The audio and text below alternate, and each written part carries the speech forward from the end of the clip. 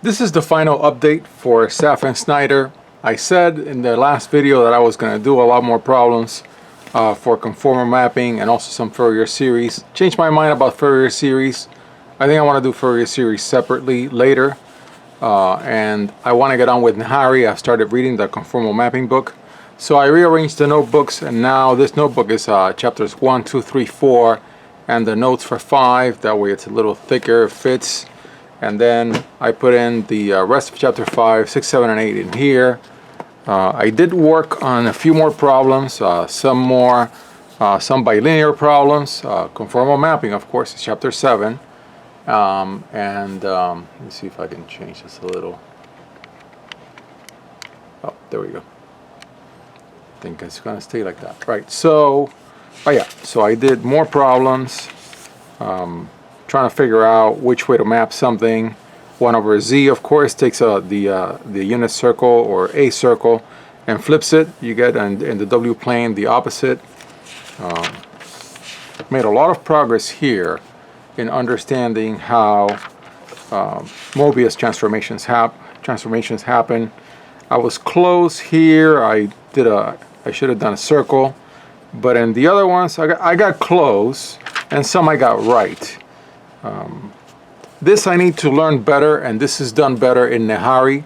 And so, of course, the reason why I changed my mind in how I'm going to do this is because I started reading Nahari, and I found that I was looking at the early concepts for which I want to go into Saff and Snider and do a few more problems, but in the early chapters, not so much in the later chapters.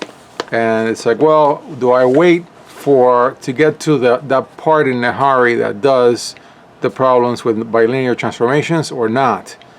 Do I do them now? And it's like, well, forget it. Just one book at a time. I've already been down the failure mode of multiple books. I think, although I may repeat that mistake, I don't know.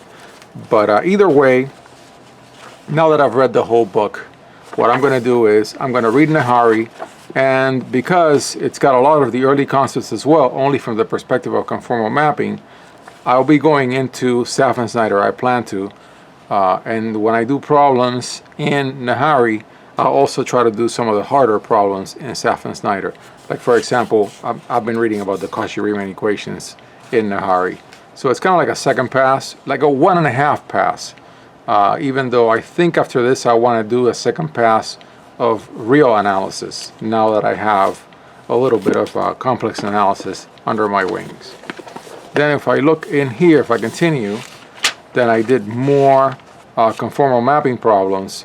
Also, yet again, I found alphas to be useful, and even though it's not for this pass, sure enough, I really want to read alphas someday, God willing, if I have the time.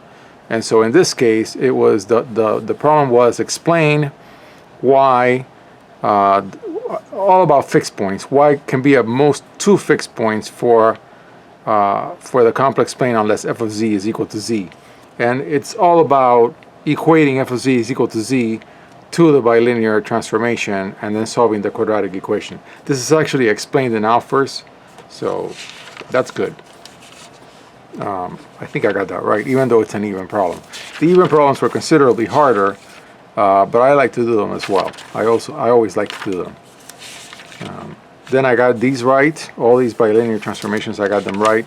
Just start mapping the points. Of course, there is a method in the next section, but the first ones I did the hard way, if you will. But then I screwed this one up, and I don't know why. I tried every combination of F1 and F2. They were asking for the inverse of F1 with F2 embedded, you know, inverse F1 of F of 2. When I did it, that's not what I got. So I made a mistake somewhere. But I tried all the other combinations, and I didn't get anything like it. Then when I got to question number 2, I got this correct.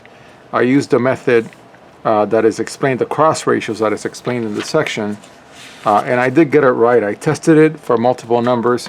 And then I could also explain in number 2, in this question, I could also explain why the mapping is inverted. Because you can find z equals 0 actually maps, z equals 0 in this circle maps to outside of this circle. So it's an inverse mapping.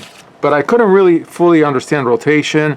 I tried to look at symmetries. I didn't get there with this one. More things that I want to do as I read Nahari. Then in the case of chapter 8, I guess I should have put a little sheet between these. Now I noticed.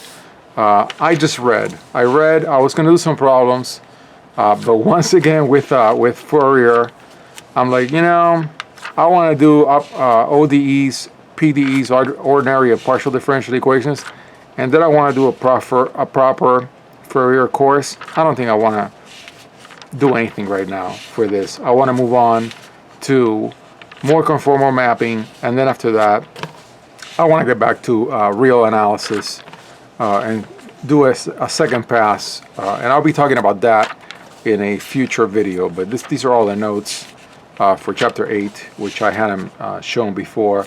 Laplace transforms, I've done that before. I'm not particularly, I want to explore a lot of new ground, and in the case of Fourier series, there's a lot of applications that will be interesting, but I want to do other things right now. I just do. Things like linear algebra, which I can't wait to get back into, but I first want to do some real analysis. So I think the next thing will be finishing Nahari, which will probably take me until the end of the year, and then getting on with real analysis. I already started doing a little bit of real analysis, but I'm kind of doing it on Friday mornings. We'll see how that goes. Then there was this Sokotsky-Plemo formulas. They were very interesting, and I looked them up, and I have a handout for them. Just small variations.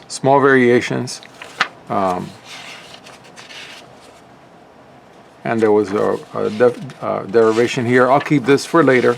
I like these handouts sometimes, even if they're not, if I don't read the whole thing in detail. I read a little bit, then I stopped. So that's end of book for reading Saff and Snider. And yes, I'm going to close these notes for now and then focus on Nahari.